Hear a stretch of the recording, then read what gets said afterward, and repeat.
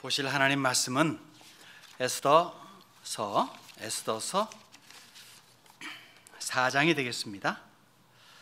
에스더서 4장 15절 16절 두 절 말씀을 봉독해 올리겠습니다. 에스더가 모르드게에게 회답하여 이르되 당신은 가서 수산에 있는 유다인을 다 모으고 나를 위하여 금식하되 밤낮 3일을 먹지도 말고 마시지도 마소서. 나도 나의 시녀와 더불어 이렇게 금식한 후에 규례를 어기고 왕에게 나아가리니 죽으면 죽으리이다 하니라. 아멘. 오늘 대단한 여인 에스더를 봅니다. 우리가 잘 아는 이야기이고 또 여인이기도 합니다. 지모를 겸비하고 결단력이 있고 그러면서도 또한 순종의 아이콘이라 할 수 있는 아주 보기 드문 여인입니다. 일반 역사에서 에스더에 대한 이야기는 거의 언급이 없고 알 길이 없고 혹 언급이 된다 하더라도 추측성 여인으로 이름을 달리하고 있기 때문에 확실하지 못합니다만은 성경 역사는 매우 선명하게 확실하게 그리고 대단하게 언급합니다. 에스더서의 특징이 있다면 뭘까요? 일단 하나님에 대한 언급이 전혀 없습니다. 그럼에도 전면에 걸쳐 가지고 하나님의 활약상을 두드러지게 볼 수 있습니다. 신앙인의 눈으로 볼 적에 에스더서는 전체가 하나님께서 하시는 일임을 우리가 부인할 수가 없는 거죠. 여러분 보통 인생이 그렇지 않아요? 여러분 인생살이에 누가 주인공입니까? 인생의 주인공은 인생입니다. 사람이잖아요. 우리가 잘 알고 있습니다. 우리 인생의 파노라마의 모든 역할의 주인공은 인생이죠. 사람이죠. 그런데 우리는 또한 압니다. 그 배우 위에서 역사하시는 분은 또한 다름 아닌 하나님임을, 섭리의 하나님께서 인생살이를 주관하고 있음을 우리는 믿음의 눈으로 볼 수가 있습니다. 이거를 안다면, 이거를 믿는다면 인생 바뀌어요. 삶의 여로가 확실해집니다. 어떠한 장애물이 험산 줄령같이 우리 앞에 가로막혀 있다 할지라도 두려워 떨지 않습니다. 대담하게 한 걸음 내딛습니다. 아까 찬송 부른 것처럼 주님이 부르시면은 바닷물에도 뛰어나가는, 물 위에서라도 걸어갈 수 있는 그러한 대단한 믿음이 생깁니다. 주눅들지 않고 포기하지 않게 된다는 거예요. 거친 파도가 앞에 보인다, 엄청나게 높은 산이 있다 할지라도 까딱하지 않는다는 겁니다. 왜요? 하나님께서 뚫고 가게 하시거나 돌아가게 하시거나 넘어가게 하시거나 심지어 필요하다면 산을 반으로 쭉 쪼개서라도 가운데 대로길을 만들어서 지나가게 하시기 때문이죠. 그 증거가 뭐죠? 200~300만 되는 이스라엘 백성들이 수많은 우양과 가축들을 거느리고 홍해 바다를 마른 땅 건너듯이 건넜던 그러한 역사가 성경에 기록되어 있기 때문에 그렇습니다. 오늘 에스더를 봅니다. 에스더의 하나님을 봅니다. 그녀의 결단을 통해서 마지막 때를 살아가는 우리 역시 같은 각오로 우리의 인생을 도모해 갈 수 있기를 바랍니다. 세 가지 단계로 우리 한번 보기를 원하고요. 본문에 있는 말씀만 국한한 것이 아니라 에스더 전체를 통해서 아우르고자 합니다. 먼저 2장 15절에서 18절 말씀을 보게 되면요, 거기에 평범함에서 특별함으로 옮겨가는 장면을 보게 됩니다. 15절로 18절까지 읽겠습니다. 2장 15절. 모르드게의 삼촌 아비하일의 딸 곧 모르드게가 자기의 딸같이 양육하는 에스더가 차례대로 왕에게 나아갈 때에 궁녀를 주관하는 내시 헤게가 정한 것 외에는 다른 것을 구하지 아니하였으나 보는 모든 자에게 사랑을 받더라. 아하수에로 왕의 제7년 10월 곧 데벳월에 에스더가 왕궁에 인도되어 들어가서 왕 앞에 나가니 왕이 모든 여자보다 에스더를 더 사랑함으로 그가 모든 처녀보다 왕 앞에 더 은총을 얻은지라. 왕이 그의 머리에 관을 씌우고 와스디를 대신하여 왕후로 삼은 후에 왕이 크게 잔치를 베푸니 이는 에스더를 위한 잔치라. 모든 지방관과 신하들을 위하여 잔치를 베풀고 또 각 지방에 세금을 면제하고 왕의 이름으로 큰 상을 주니라. 에스더는 엄청 이뻤습니다. 이쁘면 누구죠? 예, 정령주죠. 아닌가요? 에스더는 엄청 이뻤습니다. 이쁜 거 외에는 그런데 아무것도 내세울 게 없는 여인입니다. 이쁘면 다라는 말이 있지만 어떤 간에 굉장히 이뻤습니다. 근데 이쁜 것 때문에 사실은 특별한 위치로 올라가죠. 평범해서 특별의 위치로 올라갑니다. 물론 뭐 예쁘다는 것만 가지고는 안 되겠죠. 그 배우의 이제 성품이나 등등 여러 가지 것들이 물론 겸해져 있겠지만 어쨌든 이쁨이 그로 하여금 특별한 위치로 올라가게 만듭니다. 사실 조실 부모 했습니다. 아버지 같은 나이 많은 사촌 오빠에게서 딸같이 양육을 받습니다. 모르드게가 베냐민 지파라 그러죠. 베냐민 지파 어떤 지파입니까? 야곱의 12아들 중에 막내. 게다가 사사기 초에 보게 되면 어떤 일이 벌어집니까? 사사시대 때 말썽 일으켜가지고 몽땅 멸절당하고 600명만 살아남는 그러한 말썽 있는 지파예요. 그러니까 가정적으로 보나 지파적으로 보나 평범 이하의 수준에 있는 에스더입니다. 참 감사하지 않아요? 하나님께서는 이러한 사람들도 가끔 쓰시더라고요. 항상 쓰는 건 아니고 가끔 써요. 하도 귀하게 쓰기 때문에 성경에 많이 기록이 되는 거죠. 일반적으로는 다 그렇지 않은데 어쨌든 이런 사람들도 쓴다 이겁니다. 어느 날 그 당시에 세계를 제패하고 있는 메데와 바사의 제국, 우리가 역사상을 알고는 페르시아 제국에 갑자기 큰 이 광고문이 뜹니다. 왕비를 간택한다. 지금 왕비는 폐위되고 그리고 새롭게 왕비를 뽑는다라는 공문이 뜹니다. 그러면서 전국에서 예쁘다는 사람들은 다 긁어 모아가지고 수산성 왕궁으로 보냅니다. 거기에 에스더가 뽑히는 거예요. 근데 2장 8절에 보면요, 이끌려가서라는 단어를 표현해요. 이끌려가서 스스로 이렇게 나 좀 하고 한 게 아니라 잡혀간 것과 다를 바가 없는 수동태 그러한 단어를 씁니다. 그러니까 자원한 것은 아닌 것 같아요. 자자한 소문이죠. 그리고 숨길 수 없는 미모.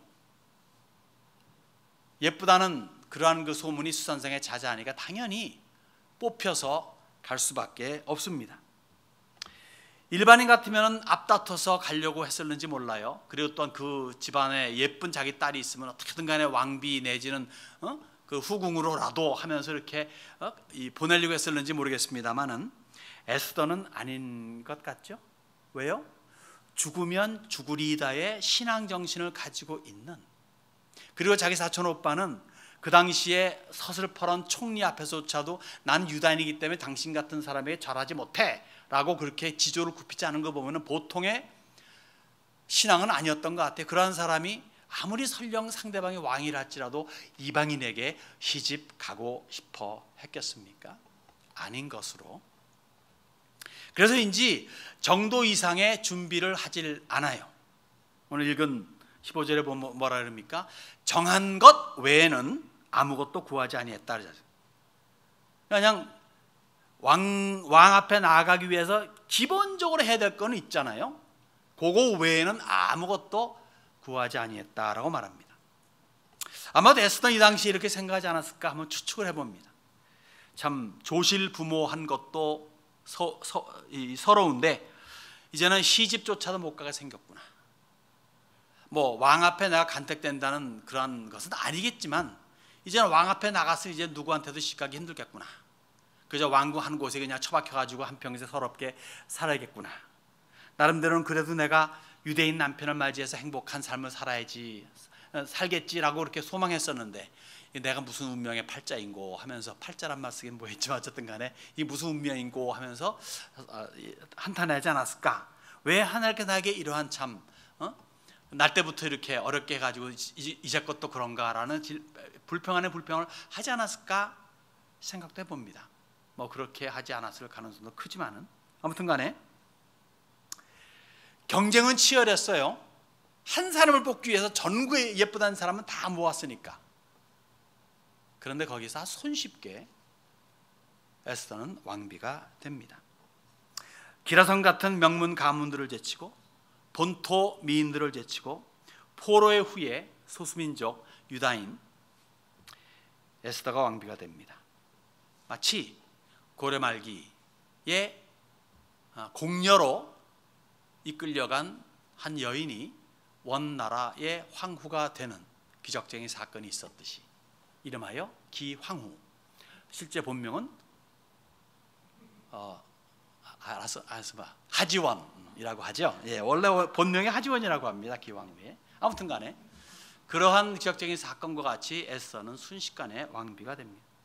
여기서 우리 한 가지 알 수 있는 건 뭐냐면요, 하나님은 절대 주권자라는 거죠.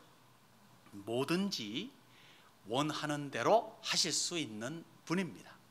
공의와 정의를 앞세우고 사랑과 은혜와 긍휼로 뭐든지 하시는 분이라는 겁니다.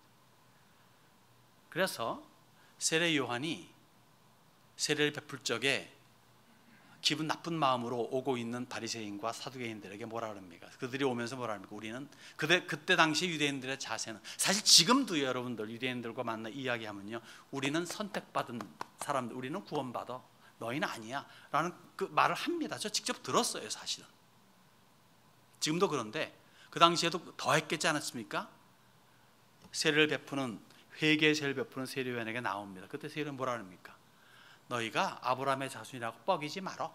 하나님께서는 이 돌들로도 아브라함의 자손을 만들 수 있어 라고 그렇게 꾸짖습니다. 또 하나님께서 아브라함과 이야기해요. 너 내년에 애 난다. 사라를 통해서 애 낳게 해줄게. 사라가 장막에서 멀리 엿듣다가 피시고 웃어요. 나는 지금 뭐 여자로서의 기능을 다 이뤘는데 이 나이에 나이 90에 돼가지고 무슨 애기야? 하나님께서 뭐라 합니까? 너 웃지? 되게 웃기잖아요. 너무 재밌잖아. 저거 읽을 때마다 웃어요. 너 왜 웃니? 안 웃었는데요. 너 웃었어? 그러면서 하신 말씀 뭡니까? 여호와께서 능치 못한 일이 있겠느냐라고 말씀하십니다. 또 하나님께서 예레미야에게 뭘 보여주세요. 토기장이가 열심히 이제 토기를 굽는데 좀 약간 기분이 원하는 대로 안 나오니까 파셔버리고 다시 만들잖아요. 그걸 보여주면서 뭐라고 말씀하십니까? 진흙이 토기장의 손에 있음 같이 너희 이스라엘은 내 손에 있다라고 말씀하세요. 그러니까 그래서 에스더 우리는 연결시킬 수가 있는 거 아니겠습니까? 한 평범한 여인이 이렇게 특별한 위치로 올라간 거예요. 어여쁘고 이뻐서? 그건 하나님의 안중에 없어요. 하나님 다 만드신 거. 어떤 사람은 이쁘게만, 어떤 사람은 다 목적이 있게 만드셨어요. 근데 그렇게 만들어서 그렇게 올려놓으시면은, 그렇게 만들어 놓으시면 이유가 있지 않겠습니까? 마치 다니엘이 바벨론 제국의 최고의 위치로 올라가지 않습니까? 그 나라가 망합니다. 망해서 망하게 만든 메대에서도 최고 위치로 올라가요. 결국 우리가 다음 주에 볼 건데 사자굴 아시죠? 올라가요.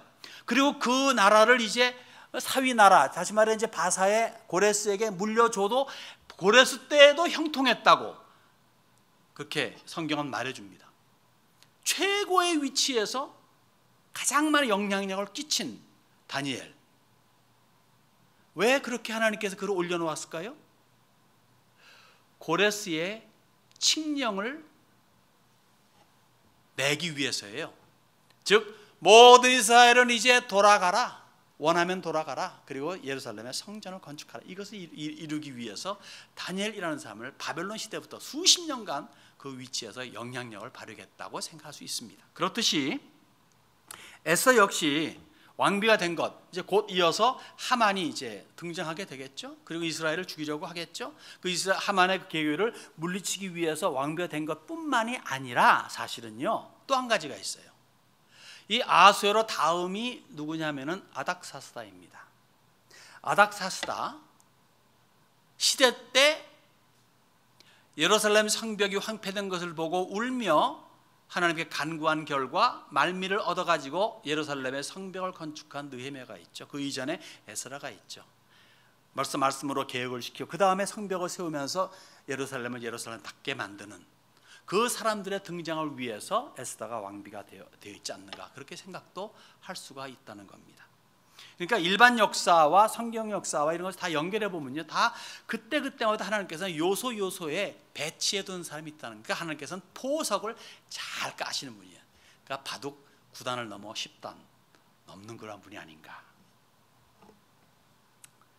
그래서 하나님께서 하시는 일에 대해서는 어떤 반문이라 그리고 불평을 해서는 안 된다는 겁니다. 무의미한 거예요.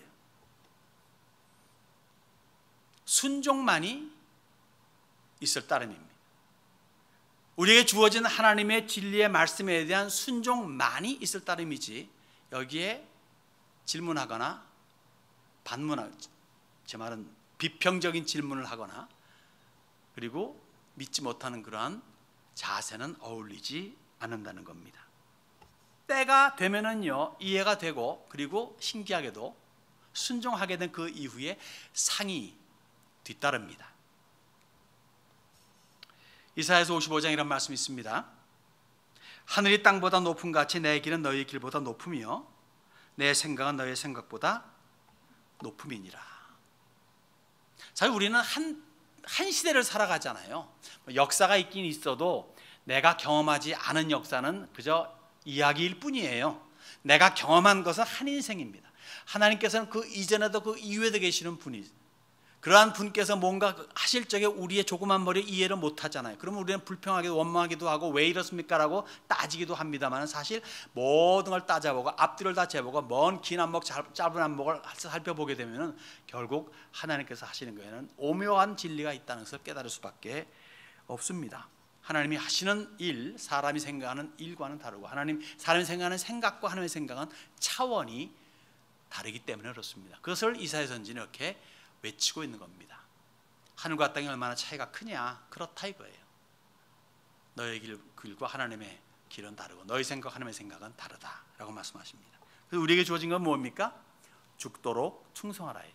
죽도록 충성하면 어떻습니까? 내가 생명의 관을 주겠다, 생명의 면류관을 주겠다라고 약속하십니다. 충성하니까, 하라는 대로 하니까, 잘했다고 머리 쓰다듬어 주는 것이 뭐냐? 선물, 생명의 관, 그리고 상을 주시겠다는 거예요. 그러면서 이 땅에 살면서 어떤 자세로 살라고 말씀하십니까? 요한복음 14장에 주님께서 제자들에게 직접 하신 말씀입니다. 너희는 마음에 근심하지 말라. 하나님을 믿으니 또 나를 믿으라. 내가 너희를 위해 거처를 예비하러 가노니 가서 예비하면 내가 다시 와서 너희를 내게로 영접하여 나 있는 곳에 너희도 있게 하리라. 나 있는 곳에 너희도 있게 하리라. 이거보다 더 큰 상급이 어디 있을까요? 나가 누굽니까? 예수님이잖아요. 예수님이 누굽니까? 하나님의 아들이잖아요. 하나님이잖아요. 하나님이 계신 곳, 거기 함께 있게 하겠다, 영원히 있게 하겠다. 이것보다 더 좋은 게 어디 있습니까? 상을 많이 줬어요. 관도 씌워줬어요. 그리고 무슨 평생 먹고 남을 만한 것들 다 채워주고 좋은 집도 줬어요. 근데 가서 혼자 살아라? 좋은 게 아니잖아요. 그런데 내가 너에게 상도 줄 텐데 너 나와 함께 지내자. 이거 특별 중에 특별 아닙니까? 특별한 겁니다. 평범함에서 아주 특별한 위치까지 올라간 것이 에스더뿐만이 아니라 알고 보니 우리도 그렇지 않습니까? 천국에 대한 약속을 받은 우리도 그렇지 않습니까? 아멘입니까? 할렐루야. 여하튼 아멘들은 약해. 인색하신 것 같아. 아하, 마스크를 써서 그렇네. 두 번째 볼 단계는요, 특별해서 사지로 그러나 빠져가는 장면을 우리 4장에서 보여줍니다. 아까 읽었던 15절, 16절 이전에 13절, 14절 말씀을 읽겠습니다. 모르드게가 그를 시켜 에스더에게 회답하되 너는 왕궁에 있으니 모든 유다인 중에 홀로 목숨을 건지리라 생각하지 말라. 이때에 내가 만일 잠잠하여 말이 없으면 유다인은 다른 데로 말미암아 노임과 구원을 얻으려니와 너와 내 아버지 집은 멸망하리라. 내가 왕 후에 자리를 얻은 것이 이때를 위함이 아닌지 누가 알겠느냐.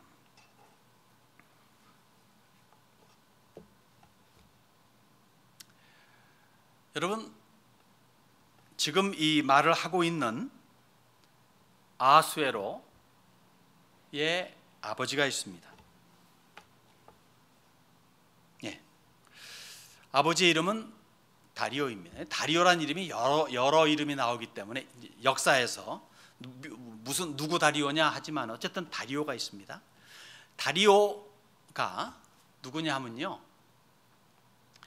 그 수룹바벨의 성전을 짓고자 할 적에 방해가 있었잖아요. 방해가 있다가 거기에 에스라서에 보게 되면은 다리오가 나오면 그 다리오가 이 다리오입니다. 즉 아수라의 아버지예요.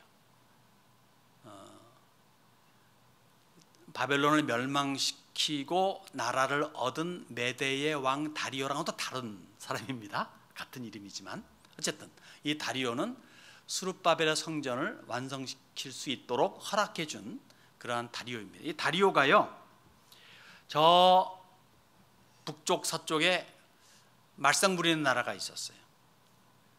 혼내주려고, 뭐 그 당시마다 최강 국가니까 혼내주려고 군사를 보냅니다. 그런데 그만 어디에서? 마라톤에서 대패해요. 그 마라톤에서 대패하는데, 그래서 그때부터 해가지고 이제 그 올림픽에 마라톤이 나온 거죠. 아테네라고 하는 나라를, 그리스이죠 사실은, 어쨌든 거기서 대패하고 맙니다. 그래서 마라톤 지역에서의 참패의 수치를 만회코자 아수에로는 재차 공격을 감행합니다. 그런데 어디에서? 살라미스에서 대패를 하고 맙니다. 아주 참패하고 맙니다. 그러면서 결국 이제 물러나오게 되고, 이제 더 이상 이제 공격을 못하게 되는 이제 사건이 벌어지지만, 그 이후에 이 엄청난 제국, 이 동쪽 끝에 서쪽 끝까지 우리가 잘 알고 있듯이 그 엄청난 페르시아 제국의 안에 이제 반란이 일어나기 시작해요. 알고 보니 큰 게 아니네 하면서 여기 소국가들이 여기저기서 반란을 일으킵니다. 그 반란을 진압하기 바쁘고 어수선한 그때에 이 하만이라고 하는 사람이 그 틈을 타가지고 왕의 비위를 잘 맞춰서 그런지 몰라도 왕의 총애를 받게 되고 총리 자리에 올라가게 됩니다. 물론 이제 모르드게와의 갈등이 있는 건 여러분들 에스더서 읽어서 잘 아시겠으니까 설명 안 하겠습니다만은, 유다인이기 때문에 우리의 대적 저 아각 사람에게는 절을 못하겠다 해서 총리 앞에 절을 안 하는 것을 기회로 삼아 가지고 아각 사람이 하만도 사실 유대인 생각하면 이를 갈죠. 서로 원수지간이니까 자기네들 몽땅 멸망시킨 민족이 이스라엘이니까 어떻게 하면 하다가 이것을 기회로 잡아 가지고 어떻게 합니까? 왕 앞에 나가서 온갖 그러한 좋은 말로 그래가지고 이스라엘 모든 백성들을, 제국 내에 있는 이스라엘 사람들을 몽땅 죽이자라고 그렇게 허락을 받습니다. 눈의 가시, 왕이요, 얘네들요 항상 자기네가 최고래요. 지금도 이랬는데 자기네가 최고라 그러잖아요. 최고래요. 그러니까 어떻게 프레임하느냐에 따라 가지고 아주 악하게 보일 수 있고 선하게 보일 수 있거든요. 똑같은 걸 봐도 정말 악하게 만들어놨습니다. 그리고는 가만히 보세요. 얘들요 밤낮 반역해요. 과거 역사 보세요. 밤낮 반역했습니다. 반역에 인이 박힌 민족입니다. 이들을 처단하지 않으면 나중에 후환이 클 겁니다. 몽땅 없앱시다. 사실요 에스겔서에서도 말했듯이 환상을 보여주잖아요. 극히 좋은 무화과 열매가 있는 광주리, 극히 나쁜 무화과 광주리를 보여주면서 예루살렘 땅 이스라엘에 남아있는 이들은 악한 광주리, 악한 그 무화과 광주리고, 바벨론 잡혀간 이들은 극히 좋은 상품, 최상품의 무화과 광주리다, 이렇게 말하지 않습니까? 그런 식으로 사실 바벨론으로 잡혀간 이들은요 그렇게 홀대받지 않았어요. 물론 포로 생활이고 그리고 이방 땅 생활이니까 불편한 게 한두 가지가 아니었겠고, 하지만은 시간 날다 갈수록 더욱더 좋은 위치에 있어요. 왜? 처음부터 다니엘이 있었잖아요.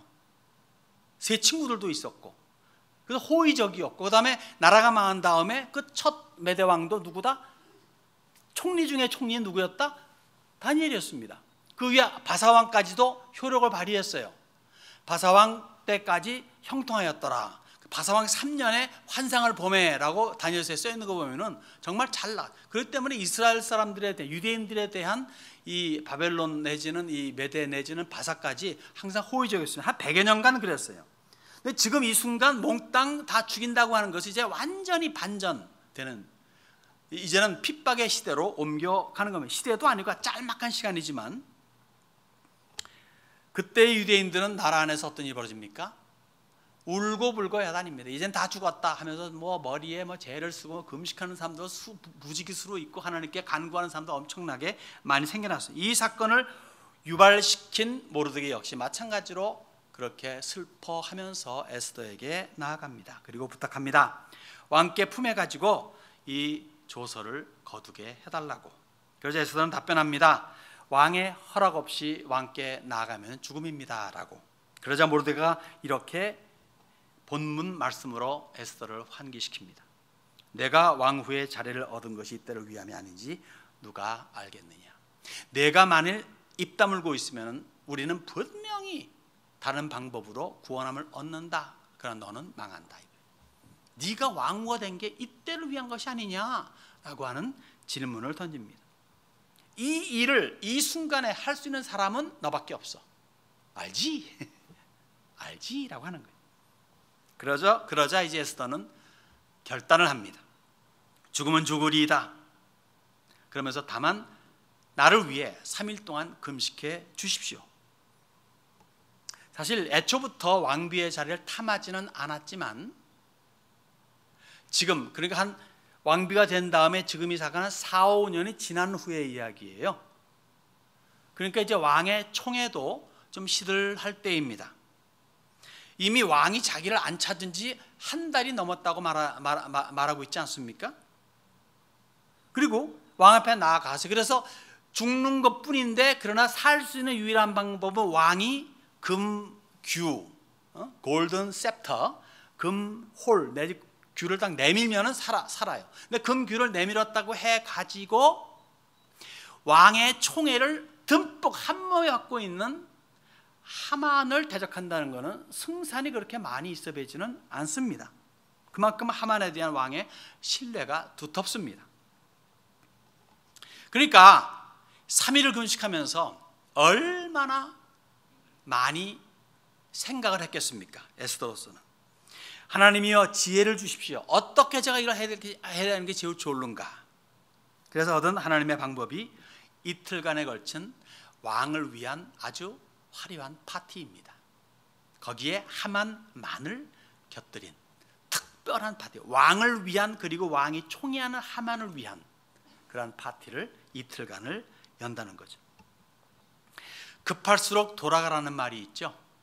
그렇듯이 왕이 금규를 내밀자마자 왕이여 나와 내 민족을 살려주세요 라고 만일 했다면 다 된 밥에 재를 뿌리는 격이 되지 않았을까 생각도 해봅니다.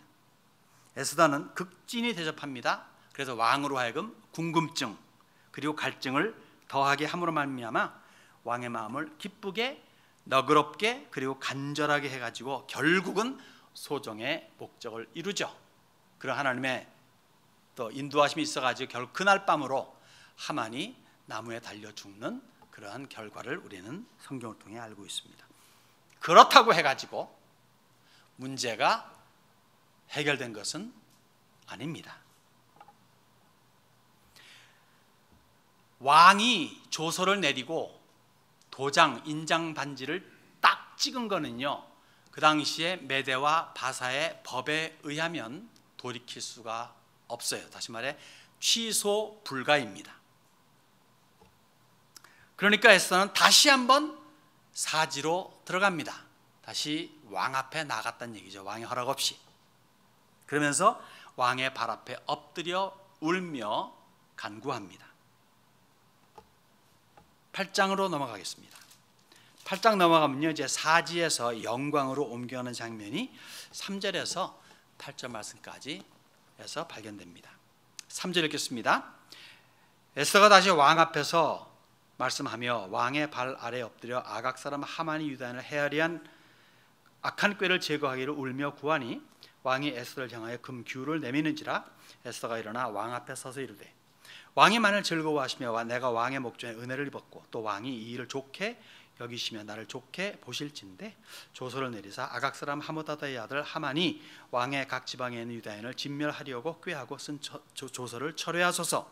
내가 어찌 내 민족이 화당함을 참아보며 내 친척의 멸망함을 참아보리까 하니 아하수에로 왕이 왕후 에스더와 유다인 모르드게에게 이르되 하만이 유다인을 살해하려 함으로 나무에 매달렸고 내가 그 집을 에스더에게 주었으니 너희는 왕의 명의로 유다인에게 조서를 뜻대로 쓰고 왕의 반지로 인을 칠지어다.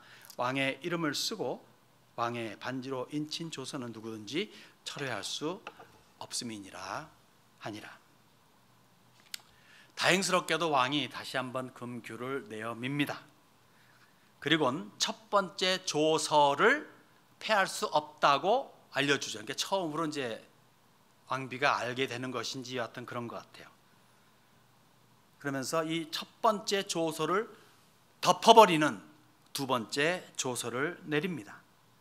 누구로 하여금 그 조서를 쓰게 합니까? 이제는 죽어버린 하만을 대신해서 총리 자리에 올라앉은 모르드게로 하여금 에스더와 더불어 그 조서를 쓰게 합니다.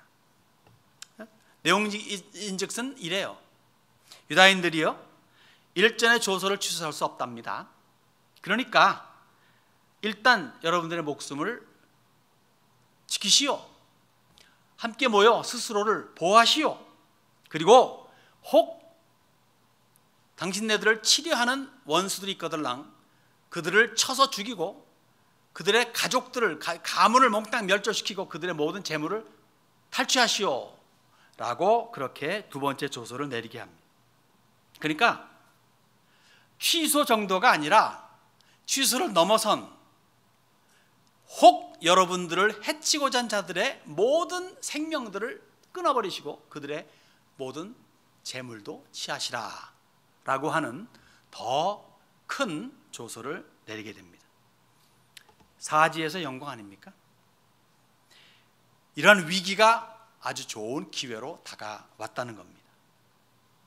결국 어떻게 됩니까? 그렇게 조서를 내니까 1월 달에 결정을 내리고 3월 달에 바뀌어지고 그리고 12월 달에 행사가 됩니다. 그건 1년간에 걸친 사건이 이제 함축해서 8장에 나옵니다만은 결국 어떻게 됩니까? 전국에서 7만 5천 명의 대적들이 죽임당해요. 그리고 에스더가 있는 수도 수산성에만 해도 첫날에 500명, 둘째 날에 300명, 총 800명, 다시 말해 7만 5,800명이 죽임을 당합니다. 그러니까 유대인들에게 앙시 품은 자들이 꽤 많았다는 얘기죠. 뭐 얼마나 유대인들이 죽었는지는 기록이 없습니다만 이렇게 많은 대적들을 죽이는 정말 절체절명의 위기의 순간에 오히려 황금 노다지의 기회로 바뀌었다는 것을 여기서 우리가 알 수가 있습니다. 우리나라도 사실 이러한 전화위복을 경험하고 있는 오늘 아닙니까? 1년 전에 정신대 문제로 말미암아 대법원이 일본 전범기업에 손해배상을 하라고 이렇게 명령을 내렸죠. 지금이 이제 그 받는 때 아닙니까? 그러니까 일본 어떻게 됩니까? 반발을 할 수밖에 없죠. 1965년에 이런 얘기하면서 이제 뭐 그 내용은 얘기할 필요 없고 어쨌든 그랬다. 그러니까 아니다. 뭐 이렇게 공방하면서 그래? 그럼 우리가 그럼 너희들 혼내주지. 하고는 일본에서 한 것이 수출 규제입니다. 규제 중에 제일 핵심적인 부분이 반도체죠. 이 반도체만 딱 끊어버리고 그러면 너 이제 끝장났다. 한국을 두고 뭐 삼성공화국이라고 말할 정도 삼성이 큰데 삼성 망하면 너희 다 망하는 거 아니냐라고 자신만만하게 수출 규제를 했죠. 처음엔 황당했고 어려워했지만은 1년 지나 오늘 어떻습니까? 자립하게 되고 수입 다변화를 통해 가지고 일본의 의존도를 대폭 낮추었죠. 지금도 뭐 일본산 뭐 불매 운동을 펼치고 있고 말이죠. 그러니까 손해는 우리나라보다 일본이 훨씬 더 크게 지금 당하고 있습니다. 반전이죠. 게다가 코로나 바이러스 19, 코비드 19이 온 세계를 공포에 몰아넣고 그리고 얼어붙게 만들지 않았습니까? 그런데 우리나라에겐 이것이 정말 좋은 기회로 다가오고 있지 않습니까? K-방역과 더불어서 K-진단키트의 우수성에 온 세계가 엄지척하고 있지 않습니까? 앞으로는 더욱 더 빛나는 그런 내일을 예견하고 있는 것이 오늘 이 위기의 순간입니다. 여러분, 위기는 그렇기 때문에 기회예요.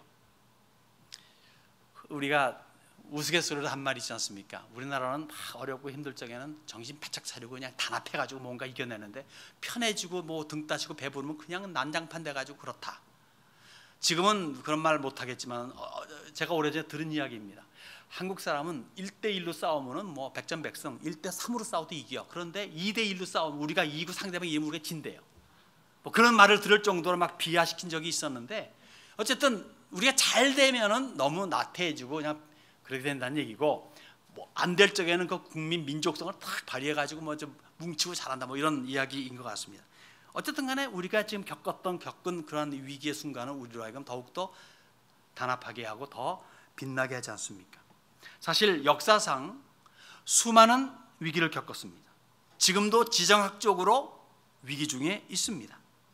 그럼에도 불구하고 망했는 줄 알았더니 또 일어서고, 없어진 줄 알았더니 또 일어서고, 세계 최빈 국가 2위였던 1950년대 때 그랬던 나라가 지금 강대국 탑10, 탑7 안으로 들어갈 정도로 위대한 나라가 오뚜기같이 서 있는 우리 민족에게는 사실 위기는 더욱더 기회입니다. 위기일수록 더욱더 빛나는 대한민국이라 볼 수가 있겠습니다. 그런데 알아야 합니다. 우리 민족이 잘나서 배달 민족이기 때문에 등등등 여러 가지 이유를 들어가지고 그래서 우리가 이렇게 잘 됐다, 기회를 잘 잡았다, 운때가 좋았다, 어느 점성가가 말하기를 우리 대한민국 뭐 2000년대 잘 될 것이라는 걸 그렇게 예언했다더라, 그런 운때가 좋았다, 이런 것이 아니라 배후에 하나님께서 역사하시기 때문입니다. 하나님께서 역사하시지 않는다면 그 어느 것도 이루어질 수 없는 상황이죠. 그러기에 하나님을 아는 교회는 더욱더 주님께 매달려야 됩니다. 하나님을 모르는 사람들에게는 하나님께 매달리지도 않고 하나님께 기도하지도 않겠죠. 그러나 하나님께서 우리에게 교회를 주시고 교회를 부흥하게 하시고 발전하게 하시고 한국에 어떻게 보면 주도적인 역할을 하게 하신 그러한 교회, 이 교회는 하나님을 압니다. 그런데 교회는 사리사욕이 아니고 자기 어떤 욕심 채우는 것이 아니고 하나님께 더욱더 매달려야 된다는 이야기이죠. 언제든지 교회만이 하나님을 알기 때문에 예수님을 붙잡는 그러한 교회가 되어야 합니다. 더욱더 우뚝 세워지고 그리고 위기를 극복하기 위해서. 전혀 하나님에 대한 언급은 없지만 에스더서는 하나님의 절대 주권이 전체에 흐르고 있습니다. 그런데 그 주권이 발동됨에 있어서는 사람의 지조와 헌신과 충성이 요구됩니다. 대적에게 머리를 조아리지 않겠다는 모르드게의 지조가 있습니다. 신앙의 지조죠. 이 자세가 하만의 끔찍한 계략을 만들게 했지만 에스더의 헌신과 충성과 결단은, 죽으면 죽이리다의 결단은 결국 불임절을 탄생하게 했어요. 부르라고 하는 단어가 있죠. 풀, 내지 부르. 이 부르라고 하는 단어는 뽑기란다, 제비 뽑는다, 이거에 곱하기, 복수형, 불임. 왜냐하면 수산성에 13일, 14일 이틀간에 걸쳐서 원수들을 죽이는, 대적하는 그러한 일들이 있었기 때문에 두 날을, 그래서 불임절을 탄생하게 만든 것이 바로 오늘의 사건입니다. 성경에서 보는 사건. 재미있는 것은요, 이 불임절은요 2500년이 지난 오늘까지도 유대인들이 지키고 있습니다. 대단한 사건 아닙니까? 사실요, 아주 극소수의 신사 참배 거부자들의 순교적 정신이 대한민국의 현대 기독교의 근간이 되고 그리고 대부흥의 원인이 되었다고 믿습니다. 그렇다면 오늘도 죽으면 죽으리이다 의 순교적 자세는 말세 지마를 당한 오늘날 우리 신앙인 이들에게 요구되는 자세죠. 그 신앙으로 예수의 절대적인 구원, 예수만이 줄 수 있는 십자가의 사랑의 결과인 그 구원을 외칠 수 있는 우리가 되어야 되겠습니다. 죽음 앞에서도 죽으면 죽지 뭐 하는 자세로 나아가는 그 신앙이 세상을 변화시킬 수 있는 신앙이 될 수 있는 겁니다. 우리 그러한 믿음과 신앙으로 예수님의 기가 막힌 구원을 외칠 수 있기를 주님의 이름으로 축원합니다.